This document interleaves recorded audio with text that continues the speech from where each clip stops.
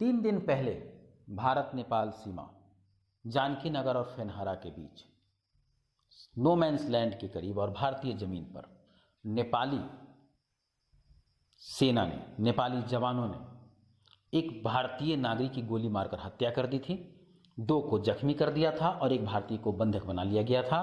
कहा जाता है कि वहाँ माँ और बेटी का मिलन था। नेपाल से माँ आई थी जिनकी बेटी भारतीय क्षेत्र में ब्याहता थी, अपनी बेटी से मिलने आई थी।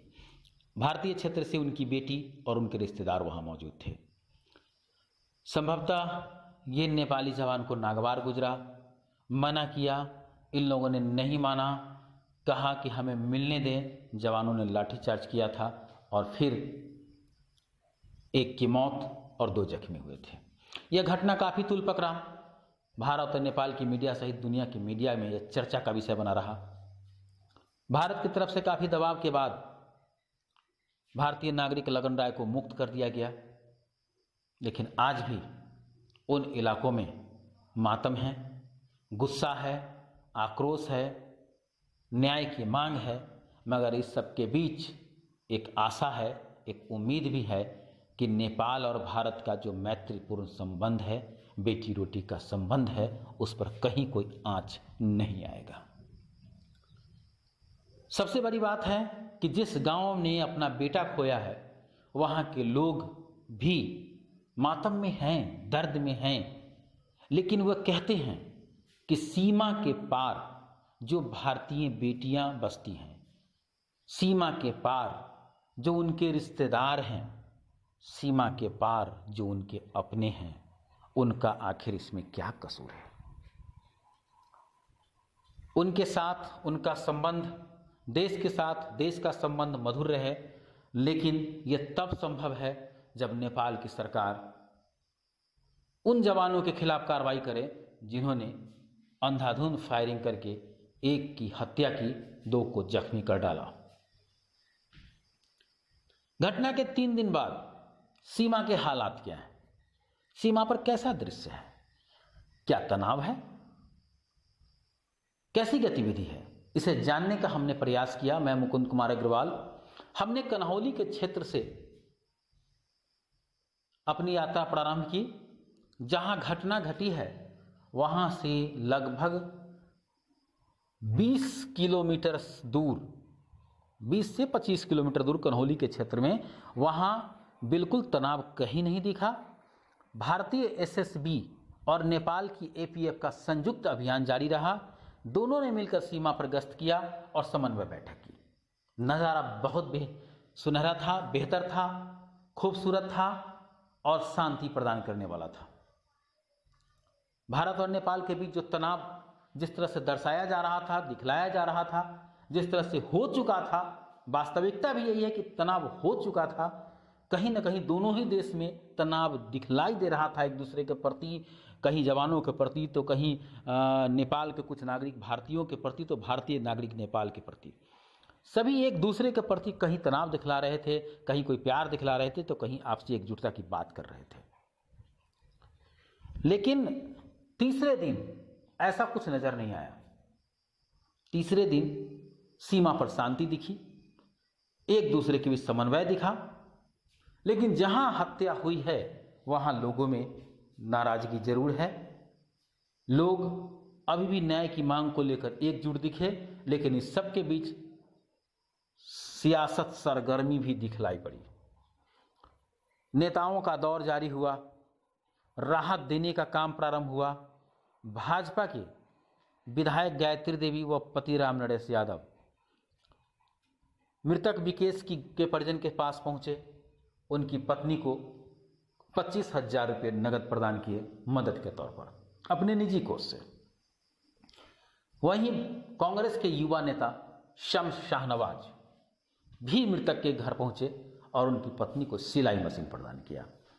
कहना था कि कहीं ऐसा दौर आए, कहीं कोई नौकरी नहीं लगे, अब पति रहे नहीं, तो अगर संभव हो तो इस मशीन के जरिए भी अपना रोजी रोटी चला सकती है।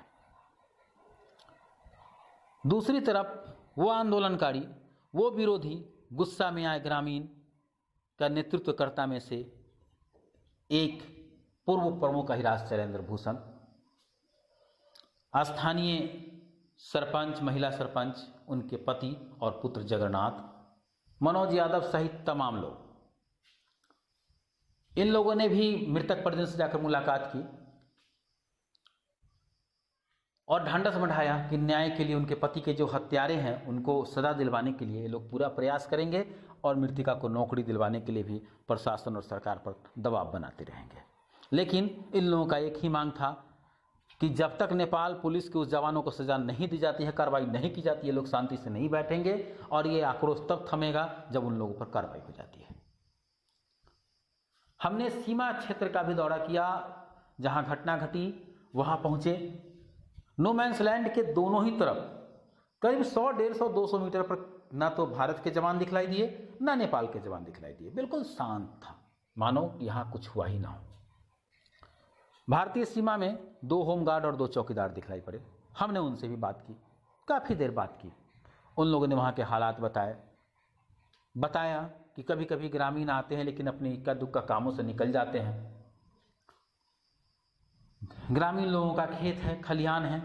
ऐसा फिलहाल कोई ऐसा आक्रोश और तनाव नहीं दिखलाई देता है, लेकिन लोगों के चेहरे पर मायूसी है। जो भी आते हैं यही बात कहते हैं कि जवान के ऊपर कार्रवाई होनी चाहिए, क्योंकि उसने बर्बरतापूर्ण कार्रवाई की है, भारत और नेपाल के मैत्रीपूर्ण संबंधों पर भी आघात किया है।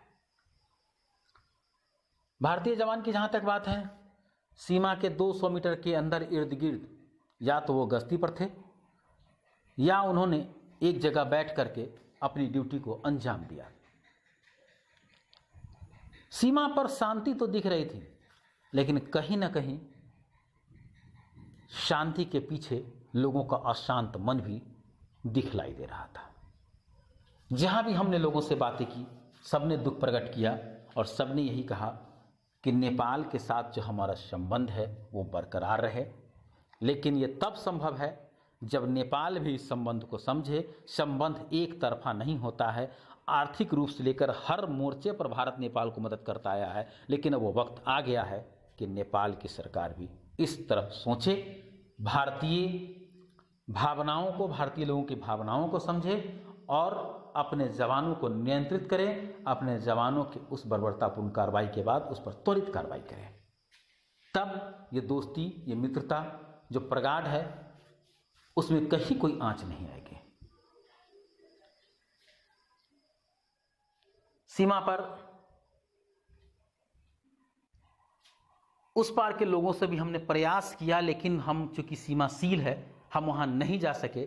लेकिन सहोरबा बॉर्डर के पास कुछ महिलाओं को, कुछ पुरुषों को हमने भारतीय सीमा से नेपाल की तरफ जाते हुए देखा। वो भारतीय बाजार से कुछ खरीदने आए थे। इस बाबत वहाँ के ग्रामीणों से भी हमने पूछा। ग्रामीणों ने कहा कि उस पार जो लोग हैं वो हमारे दुश्मन नहीं हैं, उस पार भी हमारे रिश्तेदार हैं, उस पार भी हमारे लोग हैं। आखिर उनके भी पेट का सवाल है। लॉकडाउन है नेपाल में, यहाँ भी रहा है, सीमा सील है, लोगों को भोजन पर आफत हो चुका है, गरीब लोग हैं। स्वाभाविक सी बात है, भारतीय सीमा में सामान कुछ सस्ता मिलता है, यहाँ चले आते हैं अपने बच्चों की खातिर, अपने परिवार की खातिर। उस पर नेपाली जवानों के सितम का डर होता है, कभी डंडा भी खाते हैं, फजीहत भी होते हैं। जिस तरह इसी सप्ताह त्रिभुवन नगर बॉर्डर पर अपने ही नेपाली नागरिक को बर्बरतापूर्ण नेपाली जवानों ने पिटाई किया था। बावजूद इसके ये माताएं, ये लोग, वहाँ के नागरिक भारतीय सीमा में आते हैं और यहाँ से सामान लेकर जाते हैं। कुल मिलाकर देखा जाए तो भारतीय सीमा पर हर तरफ इस घटना के बावजूद शांति दिखी। तीसरे दिन नेताओं का दौर जारी रहा। लोगों ने मृतक परिवार को राहत प्रदान के लिए अपने अपने तरफ से मदद की, आगे भी मदद की उम्मीद की जताई है, यह आश्वासन दिया है। लेकिन मांग वही है लोगों की, नेपाल के जवान के खिलाफ, उस जवान के खिलाफ जिन्होंने हत्या की जघन्य घटना को अंजाम दिया है, कार्रवाई हो। और तब ये भारत नेपाल का जो मैत्रीपूर्ण संबंध है वो जारी रहे, जैसा पहले जारी था, उसमें कोई खटास उत्पन्न ना हो सके। इसके लिए जरूरी है कि नेपाल सरकार कार्रवाई करे, कार्रवाई को अंजाम दे। इस बात